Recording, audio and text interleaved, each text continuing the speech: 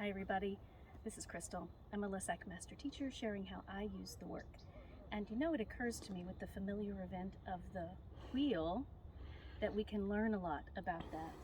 Because as I'm biking, the familiar event of biking, I'm noticing that the pedaling action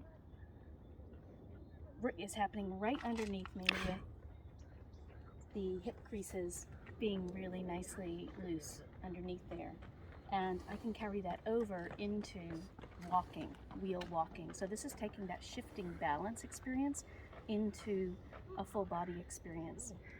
So follow along as I'm beginning to roll through the feet. Rolling mile 17, I don't know what that means. Average mile 9 foot. Not sure what that means. But it says we're 1.3 miles, no more. Just now, I guess 1.3. Yeah, so we just ran 1.3. Because it was 2 miles before we started running, right? It said 2 miles. Yeah. So what's the total now? 1.3. 1.3. Oh yeah, 1.3. It said 2 miles. I'm applying the concepts of what I'm feeling on the bike into the body. The sense of roll, of the action happening right underneath me. And if I needed to go faster, just like if I needed to go faster on the bike, I soften into the fullness of the parenthesis curve.